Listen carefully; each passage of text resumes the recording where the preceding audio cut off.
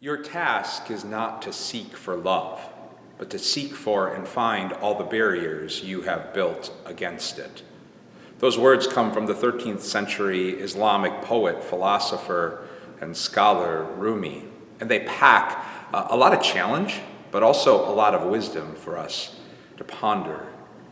First, the wisdom that there's always love there, present, and wanting to enter into our lives, to spill into our lives, to support, sustain, to heal, to renew, and to redeem.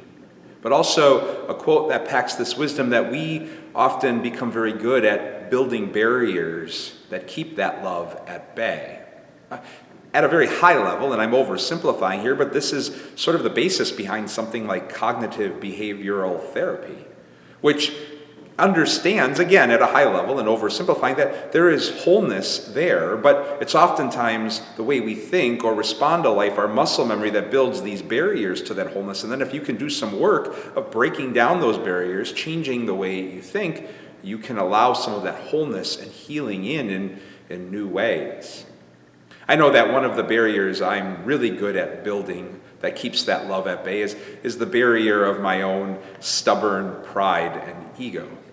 It's sad to admit, but in 45 years of life, I have many stories of when life gets really difficult and hard for me, I actually find myself running from love that's being offered for me because I'm stubborn and I have pride. And I've said to my partner, Christy, or even to friends and mentors, in a sense, thanks, but no thanks. I got this. I can handle this. And I can say that after 45 years of trying that out, it's never led to life and healing and wholeness, because that stubborn pride of mine is a barrier to all of that I've built quite sturdily over these years. But the list of materials that build those barriers that keep love at bay is long for us. Maybe it is stubbornness and pride and ego. Maybe it's guilt or shame or fear or anger and resentment, judgmentalism. The list goes on and on and on. During this holy season of Lent, we're invited in part to do some work of acknowledging some of those barriers we've built that keep love at bay, and be about some work of breaking those barriers down. But if that's all we do, then Lent just becomes a 40-day self-help cliche.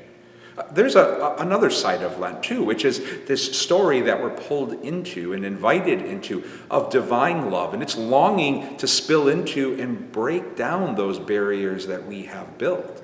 And I think of Jesus and fleshing that love in so many ways, breaking down the barriers of ego and pride with his fragile, short-sighted disciples as they would get lost in arguments over who was the greatest or who was going to sit at his right. Or Jesus able to break down the barriers of our own tendencies towards self-preservation in somebody like Peter, after he denied Jesus 3 times to save his hide. Later on, he meets Jesus on the shore after Easter, and over some fish that Jesus cooked, he finds himself restored.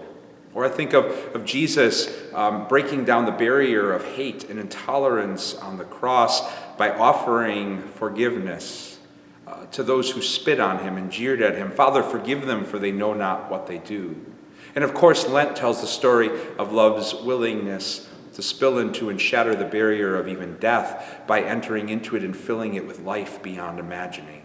And in that we all find a holy Lenten invitation to pause and pray today, reflecting honestly about some of those barriers we've gotten good at building that keep that redemptive love at bay, but also spending some time and daring to offer those barriers to the divine love behind Lent. A love that longs to spill over and even through, shattering those barriers so that space for new life can be made for us to enter and grow into.